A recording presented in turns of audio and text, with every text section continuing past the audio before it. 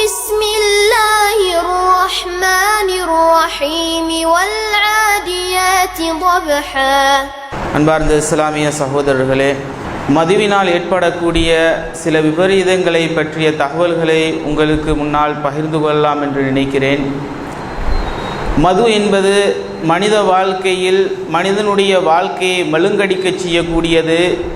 மனிதனுடைய ஒட்டுமொத்த அவனுடைய குடும்ப செட்டப்பையுமே சீர்குலைக்கக்கூடிய அளவுக்கு இன்றைக்கு எடுக்கக்கூடிய பெரும்பான்மையானவர்களுடைய குடும்பங்கள் சீரழிவதற்கும் அது சின்னாபின்னமாகி குட்டிச்சவராகுவதற்கும் மிக முக்கியமான ஒரு காரணமாக இன்றைக்கு மது இருந்து வருவதை நாம் பார்க்கின்றோம். இப்படி மனிதனை அழித்து கொள்வதற்காக வேண்டி, மனிதனே காசு கொடுத்து அழித்து கொள்வதற்காக வேண்டி, அவனை கொலை செய்து கொள்வதற்காக வேண்டிய வேலையை இன்றைக்கு இந்த அரசாங்கமே எடுத்து நடத்துவதை நாம் பார்க்கிறோம். அரசாங்கத்தின் மூலமாக நடத்தப்படக்கூடிய மது கடைகள் இன்று இருப்பதை நாம் பார்க்கிறோம். இதனால் ஏற்படக்கூடிய பயங்கரமான விபரீதங்களை பற்றி அரசாங்கம் ஒன்றும் அறியாமல் கிடையாது. எல்லாத்தையும் நல்லா தெரிஞ்சிருக்கிறது, எவ்வளவு பெரிய பாதிப்பு இருக்கிறது.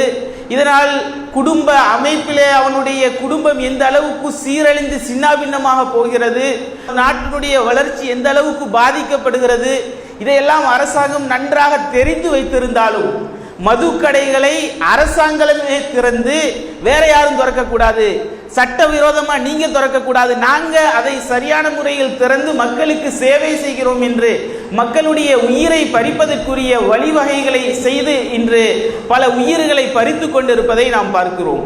இந்த மதுவினால் ஏற்படக்கூடிய பாதிப்புகளை பற்றி மருத்துவர்கள் பலவிதமான பாதிப்புகளை பற்றி சொல்லி தருகிறார்கள். எந்த அளவுக்கு என்றால், மதுவை குடிப்பதின் காரணத்தினால் அது மனிதன் தொடர்ந்து குடித்து வரக்கூடியவர்களுக்கு மனநல பாதிப்பு ஏற்படுகிறது. அதே போன்று இருதய நோய் அவனுக்கு ஏற்படுகிறது.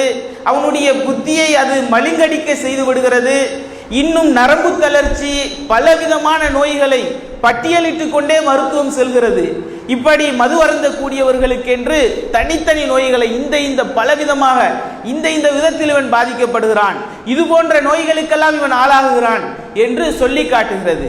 ஆனால் எவ்வளவுதான் சொன்னாலும் இன்றைக்கு நாம் பார்க்கிறோம், அதை அறிந்து கொண்டே, அதை தெரிந்து கொண்டே மதுவை தன்னுடைய சொந்த பணத்தை வைத்து சொந்த காசை கொடுத்து வாங்கி குடிக்கக்கூடிய சமுதாயம் பல மனிதர்கள் இன்று இருப்பதை பார்க்கிறோம். இதற்கு பல சம்பவங்களை உதாரணமாக சொல்லலாம். இந்துவில் இதற்காக வேண்டிய ஒரு பக்கத்தை ஒதுக்கி ஒரு கட்டுரை தினமும் வந்து கொண்டிருக்கிறது தொடராக. அதில் மதுவினால் ஏற்படக்கூடிய பாதிப்பை பற்றி, பாதித்தவர்களுடைய உண்மையான தகவல்களை பற்றி தினமும் ஒரு எழுத்தாளர் எழுதி கொண்டிருக்கிறார். எந்த அளவுக்கு தெரியுமா? அதில் சில விவரங்களை குறிப்பிடுகிறார். உண்மையில் மது என்பது எவ்வளவு ஒரு மனிதனை மழுங்கடிக்க செய்கிறது, அவனுடைய புத்தியை எந்த அளவுக்கு அது போதரிக்க செய்கிறது என்பதற்கு பல சம்பவங்களை உதாரணம் காட்டி எழுதி காட்டுகிறார். எந்த அளவுக்குன்னா, அவர் சொல்லக்கூடிய விஷயம் எப்படி தெரியுமா? ஒருவர் மது குடித்ததின் காரணத்தினால் களக்காடு அருகே நடந்த சம்பவத்தை பற்றி சொல்லி காட்டுகிறார்.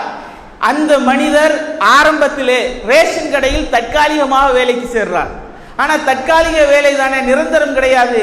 டாஸ்மார்க்ல அரசாங்கம் நடத்தக்கூடிய அந்த மதுக்கடையில் வேலை கிடைக்கிறது, அரசு உத்தியோகம் என்ற காரணத்தினால் அங்கிருந்து மதுக்கடைக்கு இடம் மாறுகிறார்.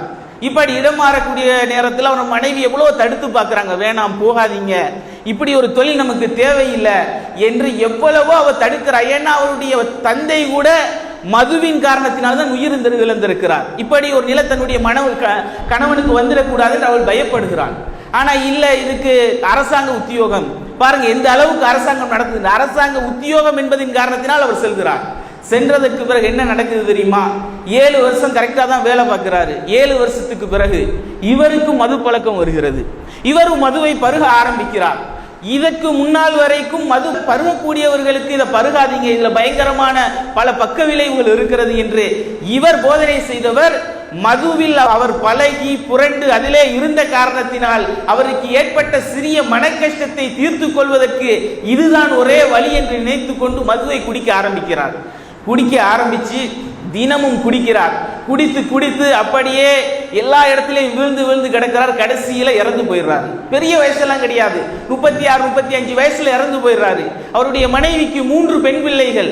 3 பெண் பிள்ளைகளை வைத்து அந்த பெண் சொல்கிறார், எனக்கு வாழ்வதற்கு வாழ்வாதாரம் கிடையாது, நான் எப்படி வாழ்வேன், என்னுடைய கணவன் என்னை விட்டு இறந்து விட்டான், இப்படி மது குடிச்சதினால மது குடிச்சு தன்னை அழித்துக் கொண்டு இப்படி இறந்து விட்டானே, இறந்ததின் காரணத்தினால் எனக்கு வாழக்கூடியதுக்கு வாழ்வதற்கு ஒரு தொழில் கிடையாது, என்னுடைய 3 பிள்ளைகளை நான் எப்படி வளர்ப்பேன் என்று கதறக்கூடிய காட்சியை எழுதியிருப்பதை நாம் பார்த்தோம்.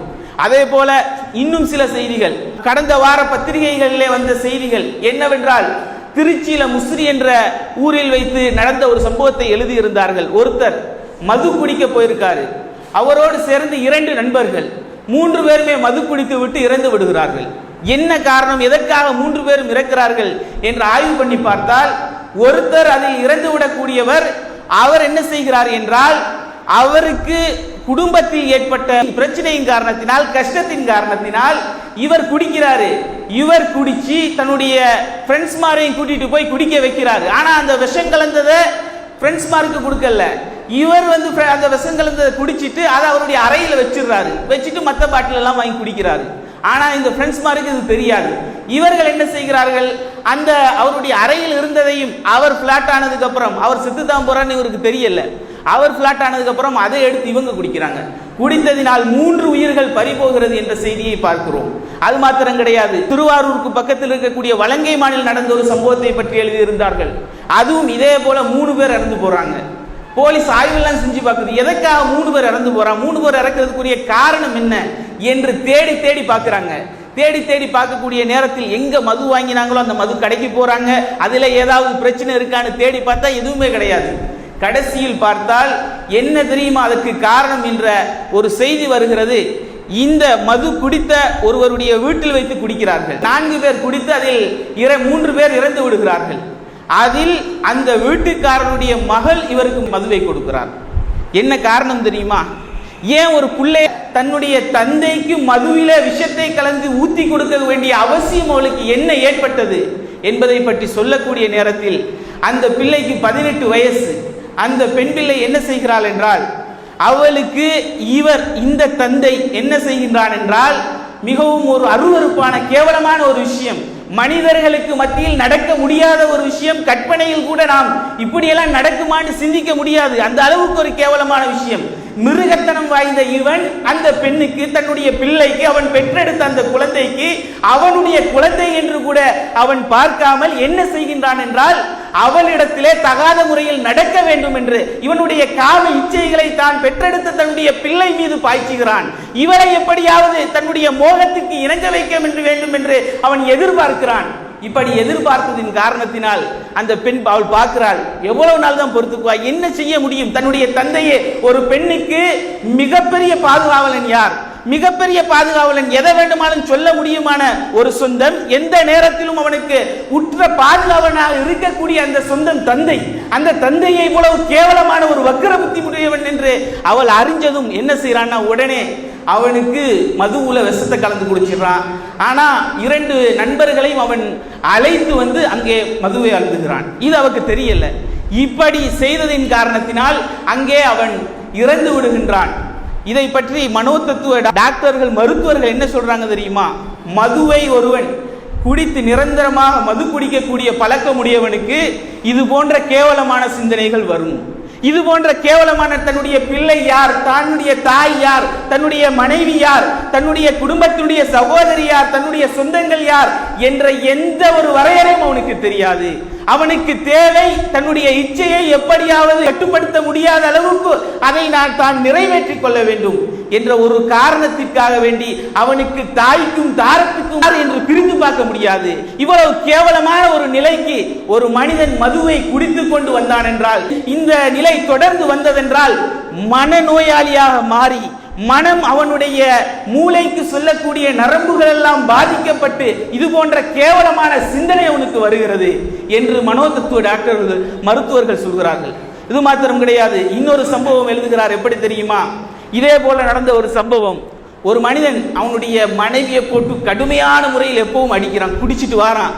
வந்து மனைவிக்கு கொடுக்கக்கூடிய துன்பங்கள் எதுவெல்லாம் எவ்வளவு கொடுக்க முடியுமோ அவ்வளவு துன்பம். நான் மனைவியை போட்டு பாடா படுத்துறான். எந்த அளவுக்கு தெரியுமா?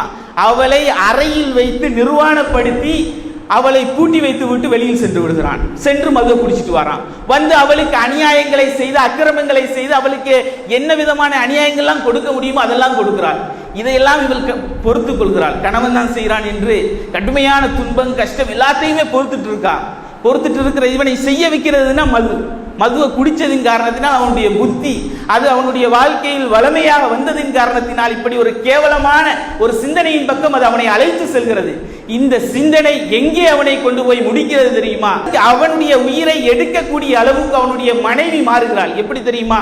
இவ்வளவு நாள் குடும்பத்துக்கு மத்தியில பல விதமா எல்லாருக்கும் மத்தியில போட்டு அடிக்கிறான், பல கஷ்டங்களை கொடுக்கிறான். ஆனால் இந்த மனைவி அவனை எதுவுமே செய்யல. இவளுக்கு செய்யக்கூடிய எல்லா விதமான துன்பத்தையும் கொடுக்கிறான். அப்ப கூட இவள் இந்த மனைவி அவனை எதுவும் செய்யவில்லை. ஒரு கட்டத்தில் குடித்து விட்டு வருகிறான். வரக்கூடிய அந்த சந்தர்ப்பத்தில் என்ன நடக்குது தெரியுமா? குடித்து விட்டு வந்து மனைவியை அவன் அடிச்சு துன்புறுத்தி கொண்டு இருக்கக்கூடிய நேரத்தில் மனைவி தப்பி ஓடிடுறான். தப்பி ஓடினதுக்கு அப்புறம் அங்க அவனுடைய மகள் கடைக்கு போயிட்டு வாரா. கடைக்கு போய் வரக்கூடிய மகளை அவன் பெற்றெடுத்த அவனுடைய குழந்தையை இந்த மனித மிருகம் என்ன செய்கிறது தெரியுமா? அவளை தகாத முறையில் அவளோடு நடந்து கொள்வதற்காக முயற்சி செய்கிறது. என்ன தெரியுமா காரணம்? இவன் அருந்தி இருக்கக்கூடிய மது இவனுடைய புத்தியை மழுங்கடிக்க செய்து விட்டது.